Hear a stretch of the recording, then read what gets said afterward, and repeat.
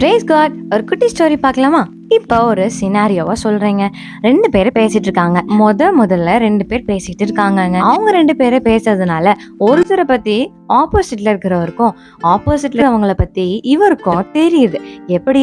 அவங்க 2 பேரும் பேசிக்கிறதுனால தானே இவங்களுக்கு என்ன பிடிக்கும், அவங்களுக்கு என்ன பிடிக்கும் அப்படி தெரிஞ்சுக்கிட்டு ஒரு அண்டர்ஸ்டாண்டிங்குள்ள இருக்கிறாங்கல்ல. அந்த 2 பீப்புள்னு சொல்றது பதிலா நான் டைரக்டாவே சொல்லிடுறேங்க. அதுல நீங்களும் ஆண்டவரும் இருந்தா எஸ், நீங்க ப்ரேயர் பண்ணும்பொழுது உங்களை பத்தி ஆண்டவருக்கு தெரியும், ஆண்டவர் பத்தி உங்களுக்கு தெரியுங்க. எப்படின்னு பாக்குறீங்களா?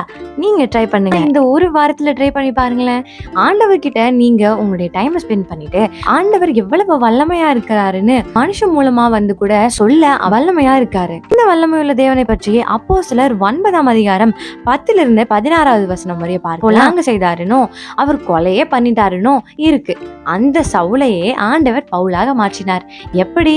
அனனியா அப்படின்னு ஒரு தீர்க்கதரிசிய அனுப்பினதுனால தானே. நீ எழுந்து நேர்த்தெருவு என்னப்பட்ட ஒரு தெருவுக்கு போப்பா, பட்டணத்தானாகிய சவுல் என்னும் பேருள்ள ஒருவனை தேடு, அவன் ஜபம் பண்ணிட்டு இருப்பான் அப்படின்னு சொன்னாங்க. அவருடைய பேச்சை கேட்ட அனனியாவும் பரிசுத்தவான்களையே இந்த பொல்லாங்கு செய்தானே, கொலையே பண்ணிட்டானே, இவனையா நீங்க தேர்ந்தெடுப்பீங்க?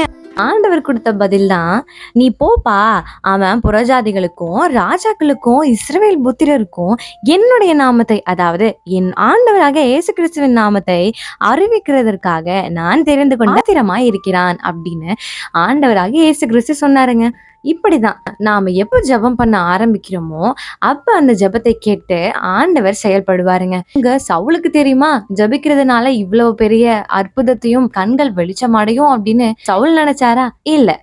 ஆனா ஆண்டவர் அவருடைய ஜபத்தை கேட்கவும் பண்ணினார். சவுலையே பவுலாக மாற்றவும் வல்லவரா இருந்தாருல்ல. விசுவாசிங்க, உங்களுடைய ஜபத்தையும் கேட்பார். உங்களுக்காக யாரெல்லாம் ஜபம் பண்றார்களோ அவங்களுடைய ஜபத்தையும் கேட்பார். நிச்சயமா செய்து முடிப்பார்.